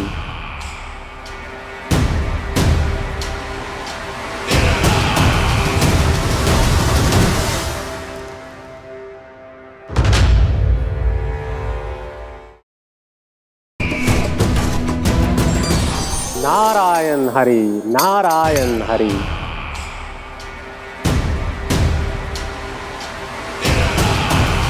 प्रणाम देवर्षि। किस योजना में कितना लाभ है और कितनी हानि, यह आंकलन करते करते थक गए होंगे मथुरा नरेश। देवर्षि, आज मेरा ध्यान कैसे आ गया आपको? आप तो सदैव ही मेरे ध्यान में रहते हैं महाराज कंस। सत्य तो यह है कि मथुरा में जो भी हो रहा है मुझसे छिपा हुआ नहीं है।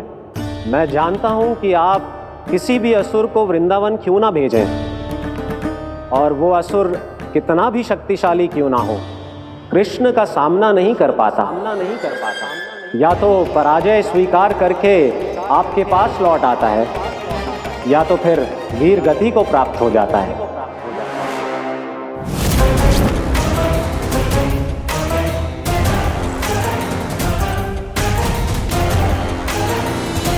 वाह, मुझे मेरी असफलताएं स्मरण कराने आए हैं, मेरे घाव को खुरेदने आए हैं, उन पे नमक छिड़कने आए हैं।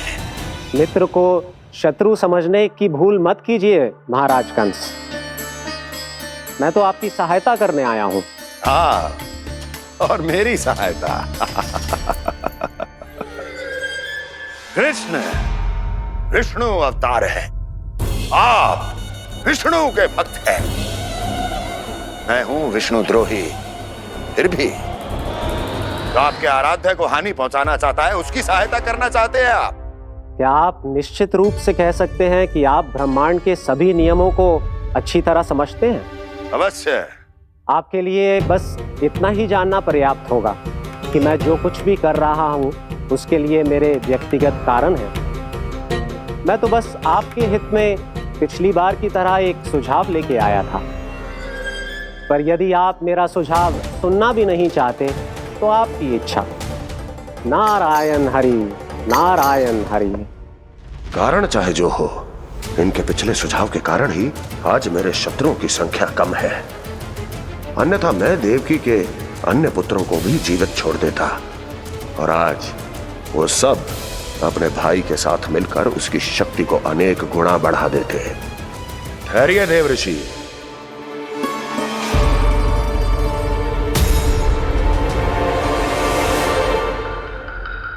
बताइए क्या सुझाव है आपके पास? मेरे सुझाव का नाम है कालिया नाग।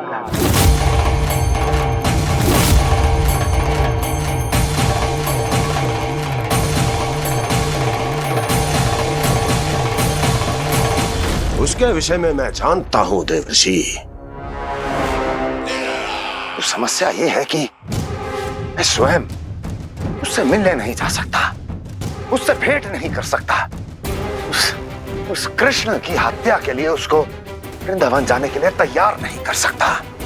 तो मत जाइए उसके सामने, और ना उसे भेजिए कृष्ण के सामने। हर बार आप किसी न किसी असुर को अपने शत्रु के क्षेत्र में भेजते हैं, जहां शत्रु उसका सामना करने के लिए पूरी तरह से तैयार होता है और आपका असुर मारा जाता है। इस बार शत्रु को युद्ध स्थल चुनने का अवसर मत दीजिए महाराज। इस बार योजना का जाल ऐसे बुनिए कि कृष्ण स्वयं उसके पास जाने के लिए विवश हो जाए। कालिया नाग स्वयं काल है, मृत्यु का दूसरा नाम है। उसके विष का उपयोग अपने लाभ के लिए कीजिए महाराज। वैसे कालिया के विष की अधिकता का अनुमान तो होगा ही आपको।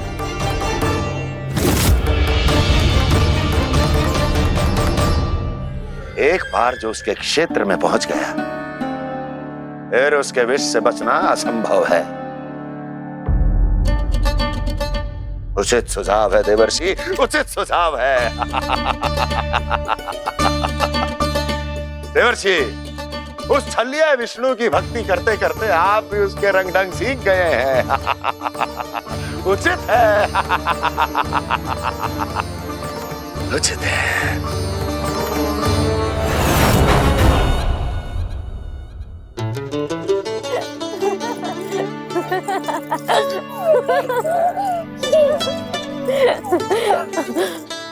बस बस, बहुत आनंद ले लियो लल्ला। बस अब दूध पी ले। ठहर ठहर, गर्म है। जी ले पी।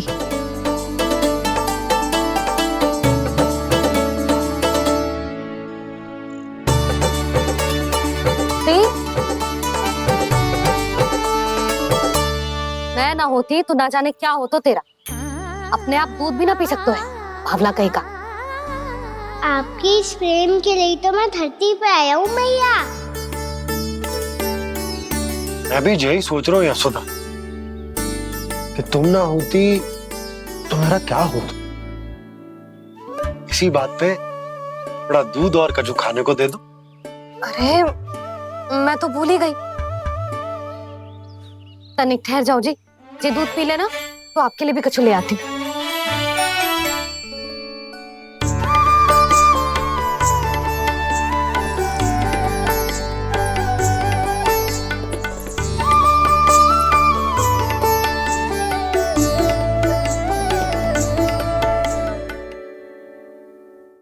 प्रणाम महाराज। आपकी आज्ञा के अनुसार बिल्कुल वैसा ही पत्र तैयार किया है जैसा आप चाहते थे।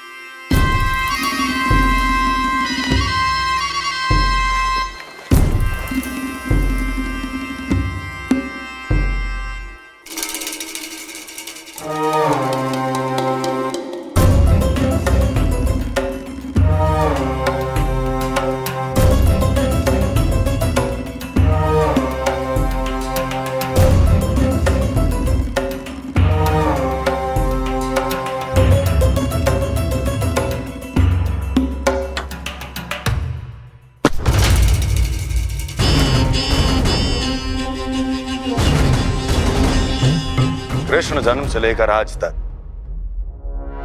ये मेरी सबसे महत्वपूर्ण योजना है।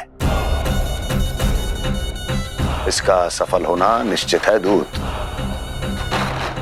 किंतु केवल वही करना जैसा मैंने कहा है। जाओ।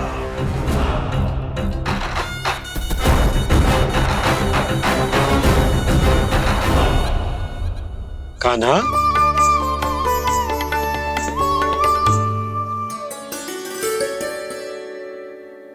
क्या होगा? बाबा मैं चाहता हूँ कि मैया की स्वामता क्रिस्टल फ्रेम की वर्षा मुझ पे सरते ऐसे होते रहे। वो तो होती रहेगी लल्ला। अपने लल्ला के लिए किसी मैया का प्रेम कभी कम हो सकता है भला? नंदराज, वो मथुरा से एक दूत आयो है महाराज कंस का राजपत्र लेके।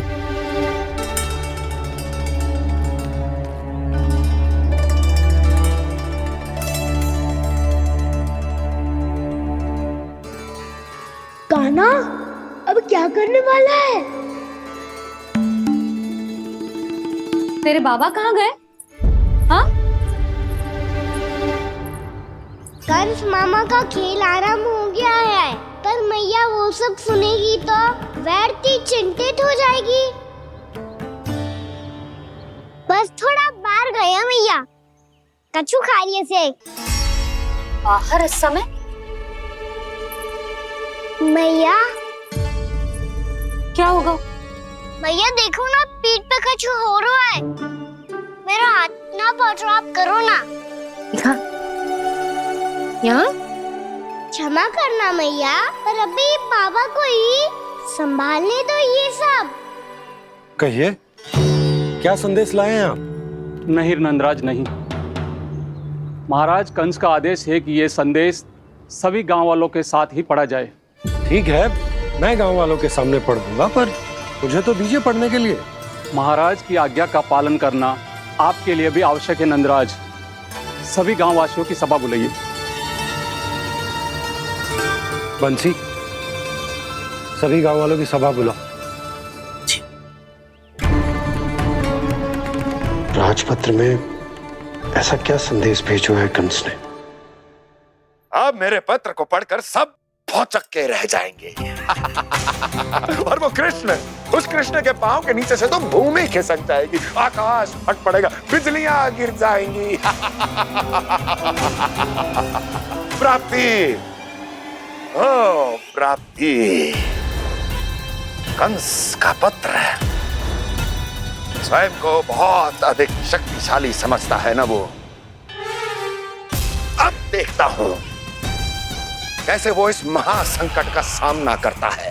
वो कृष्ण, वो अपनी मृत्यु स्वयं चुनेगा या मृत्यु की वेदी पर चढ़ा देगा। प्रिय वृंदावन वासियों को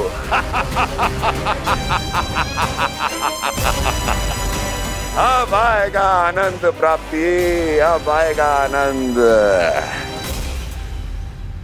सबको इकट्ठा करवा के ही पढ़वाएगो अवश्य ही कोई विशेष संदेश दिया होगा कंस ने।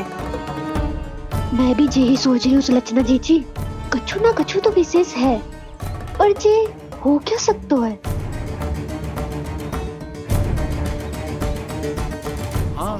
बात तो सही है। ऐसा कहा हो सकता है? सभी गांव वासियों के सामने कहा जाए, कछु तो विशेष अवश्य लग रहे हैं। बाहर तक कोलाहल क्यों हो रहा है? मैया, मैया, अब क्या होगा? मैया देखो ना, सर पे कछु हो रहा है। लल्ला, नारायण ने तुझे हाथ दिए हैं ना? पीठ की बात अन्य थी। अपने सिर की सेवा स्वयं कर। सर पे तो हाथ पहुंच रहा है ना?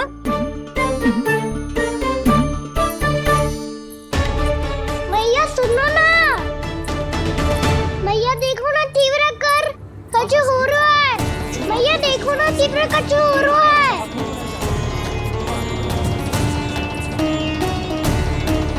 सब लोग आ चुके हैं, अपना संदेश सुनाइए आप।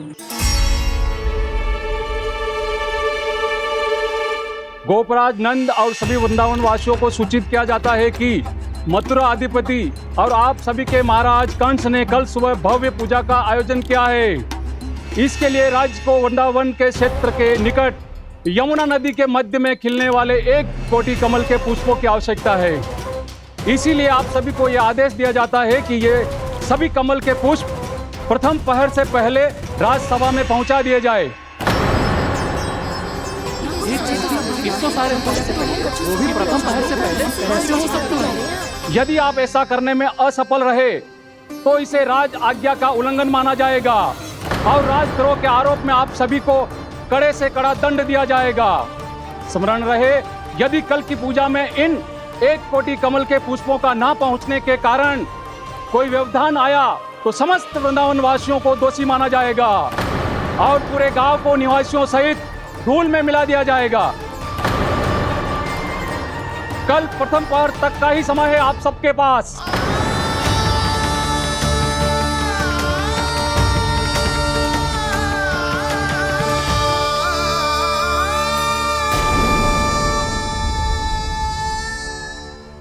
कमल पुष्प, वो भी कल प्रथम प्रहर में? ऐसे कैसे संभव है? और कोई साधारण पुष्प ना, यमुना नदी के मध्य खिलने वाले विशेष कमल के फूल चाहिए उन्हें। लेकिन यमुना नदी में तो कालिया नाग ने विष घोल के रखा है, तो फिर कैसे हो पाएगा? यह संभव है। हमारी मृत्यु का संदेश भेजा राजा कंस ने। सदैव की भांति इस समस्या पर भी गांव के बड़े ही विचार करेंगे। बालकों का यहाँ होना उचित ना है।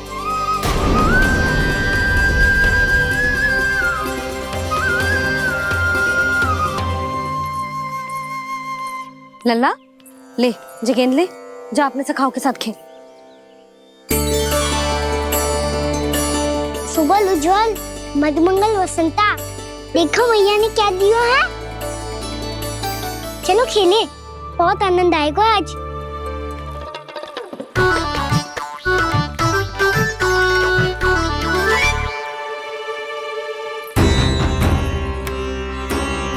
भानु, बंसी, जाओ और शीघ्र ही वो घेरे का कार्य समाप्त करो।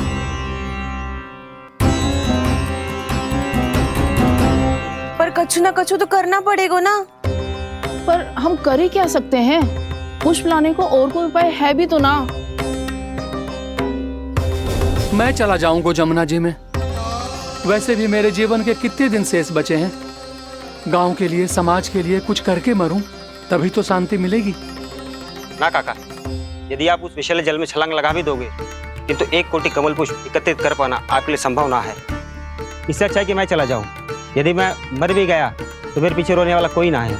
किसी को कहीं जाने की आवश्यकता ना है। गोप नरेश होने के नाते ये मेरा कर्तव्य है कि मैं आप सबकी रक्षा करूं। नंदराज, आपको जाना है तो जाओ। हरिया, काका, भैया सब चले जाओ। लेकिन आपको पता है वहाँ का जल कितना विषैला है। आप लोग एक क्षण भी जीवित नहीं रह पाओगे। फिर कैसे इकट्ठा करेंगे 1 कोटि कमल पुष्प? आप बात तो सही कह रही हैं शांति। उस दुष्ट कंस ने ऐसी मांग रख के हम सबको फंसा दी। हम में से कोई भी क्यों ना चला जाए, अरे इस संकट का समाधान ना निकले को। कान्हा, बताना कौन सा खेल खेलें? गेंद पकड़ खेलते हैं, पर एक बात सुन लो सब, कोई भी तीव्र गति से ना फेंकेगा गेंद को। भैया ने फ्रेम बनाई है मेरे लिए। सब तैयार हो? हाँ।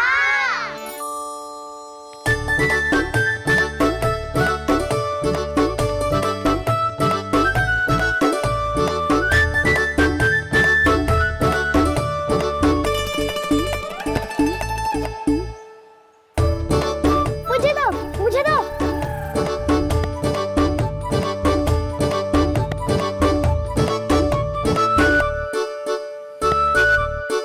मुझे दो, मुझे दो।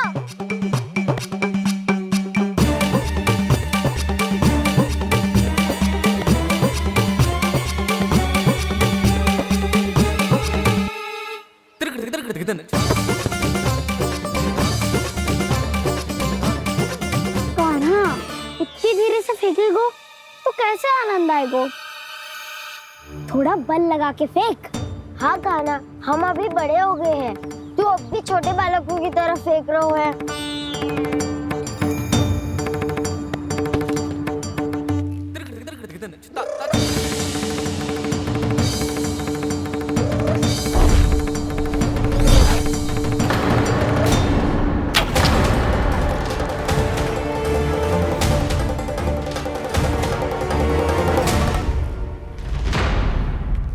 दीदी जी क्या करो कान्हा, गेंद तो डूब गई।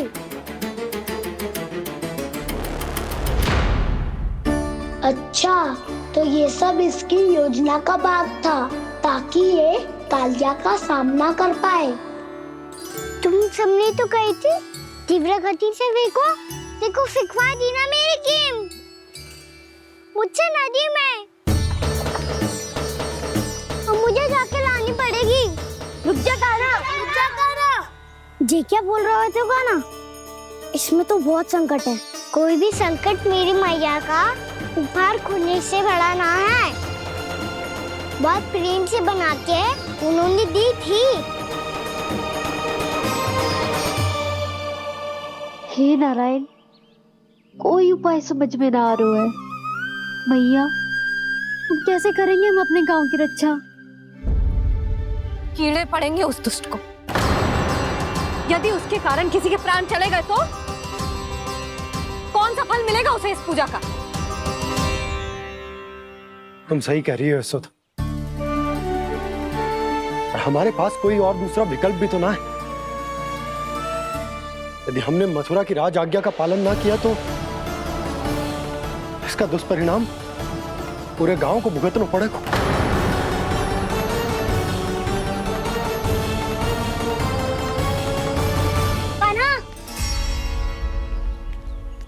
हमें पता है कि तो भगवान है, दिव्य है, बहुत शक्ति है तुझमें। पर फिर भी हम तुझे विषैले जल में ना जाने दे सकते। कुछ होगा तो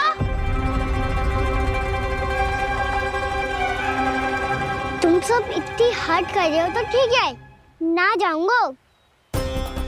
गेंद कहाँ गिरी है, कितनी दूर गई है, ये तो देख लूं, ताकि उसे बाहर निकालने का कोई उपाय ढूंढ पाऊं।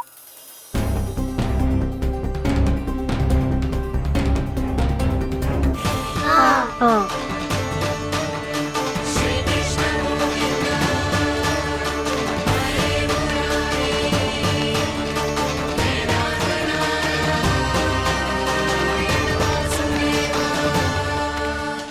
कान्हा की ये लीला तो समझ ही नहीं आ रही।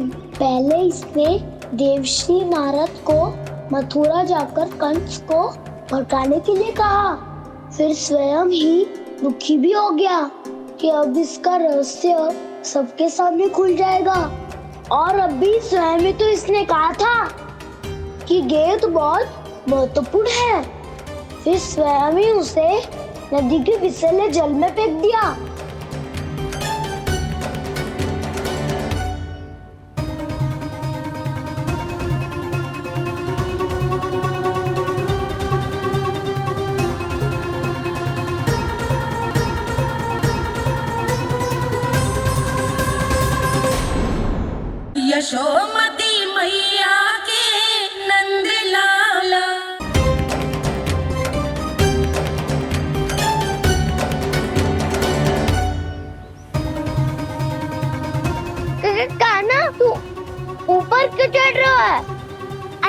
ऐसे देखूंगा तभी तो गेंद दिखेगी।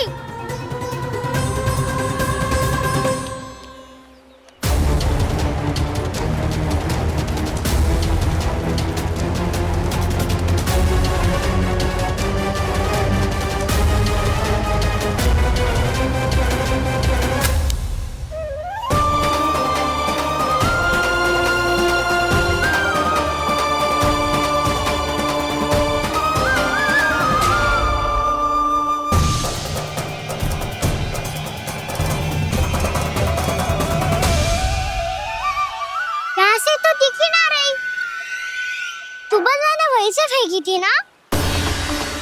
ना वहाँ से फेंकी थी। कहाँ से? देखा ना वहाँ से। समझ में आ रहा? ठीक बताना कहाँ से फेंकी थी?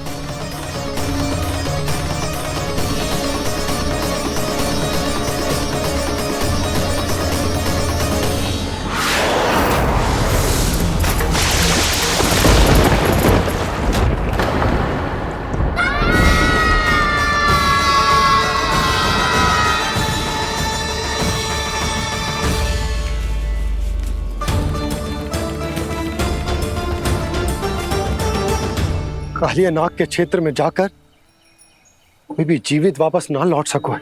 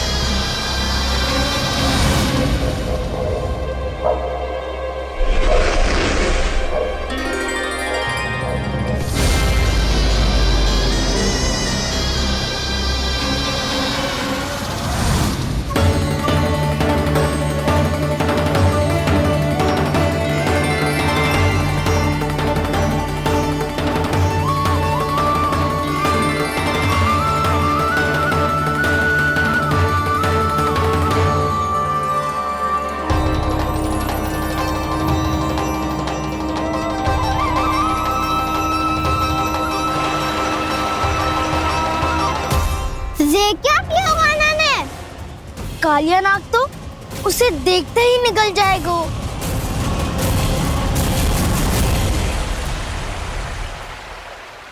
तो आरंभ से अब तक सब कुछ उसकी लीला का ही भाग था।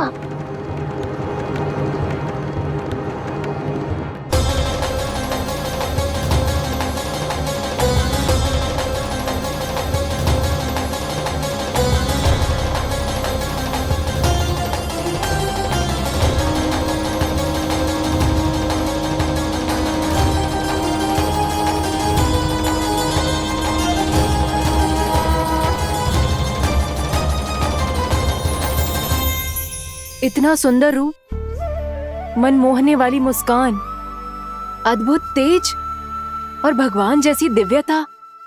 कौन हो तुम? हाँ, तुम्हें देखकर तो हम सब सम्मोहित ही हो गए।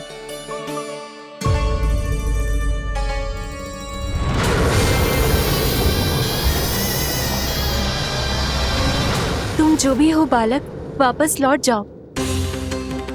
हमारा हृदय तुम्हें ही देखते रहना चाहता है, किंतु यदि हमारे पति जाग गए तो तुम्हें अवश्य हानि पहुंचाएंगे।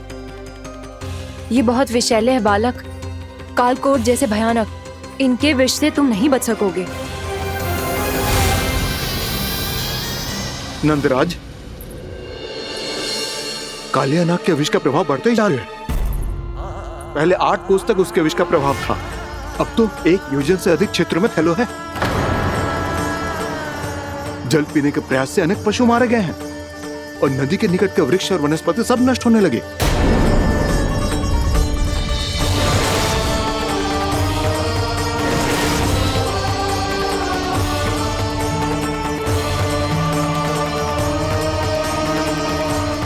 इनके विष की तीव्रता इतनी अधिक है बालक कि इनके संपर्क में आने वाले को तड़पने का भी अवसर नहीं मिलता।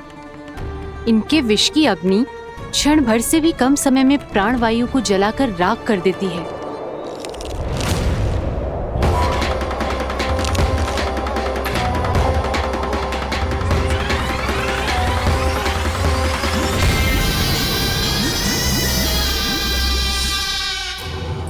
तब तो समस्या और भी गंभीर हो जाएगी।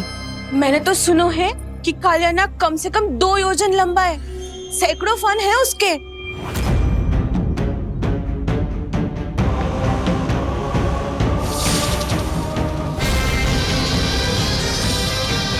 इसका अर्थ तो ये है कि हम दोनों ओर से फंस गए। एक और कंस को 1 कोटि कमल पुष्प देने जो कि कालियानाग के क्षेत्र में पड़ते हैं, और दूसरी ओर उस कालियानाग का विष यमुना जी के क्षेत्र में बढ़ता ही जा रहा। इसके कारण हम ही नहीं, निर्दोष पशु पक्षी भी संकट में। इन दोनों समस्याओं का एक ही समाधान है, उस कालियानाग का सामना करना। और ये ना समझ आ रहा कि हम ये करेंगे कैसे, क्योंकि ये बात साधारण मनुष्य के बस की ना है। हमारे लिए ये असंभव है।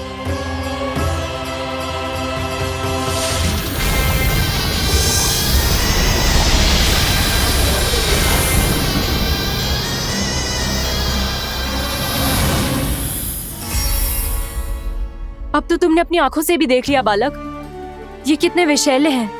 नींद में भी विष उगलते हैं। इससे पहले कि तुम्हें कुछ हो जाए, चले जाओ यहाँ से, मान लो हमारी बात। आप सब मुझे जानती भी नहीं और फिर भी मेरी इतनी चिंता कर रही हैं आप। माँ की ममता भेदभाव नहीं जानती। तुम भी किसी के पुत्र हो और हम सब भी माँ हैं। एक माँ को हर बालक में अपनी ही संतान दिखाई देती है, इसलिए हम तुमसे विनती करते हैं, वापस चले जाओ, बचा लो अपने प्राण। मेरी चिंता मत कीजिए, मुझे कुछ नहीं होगा। होगा, अनर्थ होगा यदि ये उठ गए तो।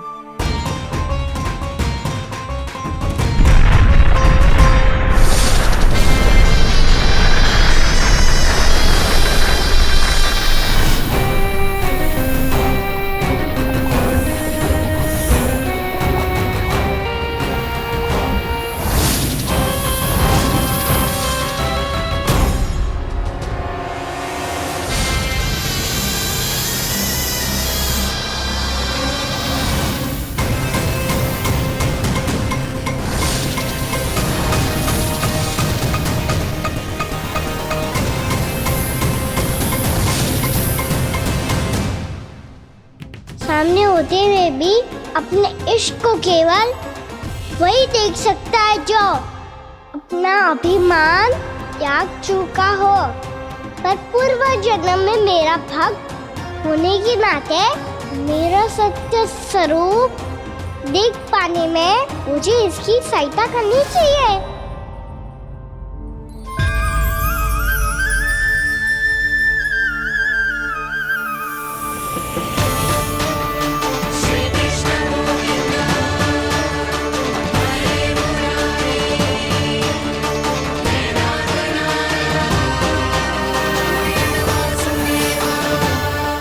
देखो हमारा छोटा सा कान्हा कैसे डट के खड़ा हुआ है। इतने विशालकाय, इतने महाभयंकर सब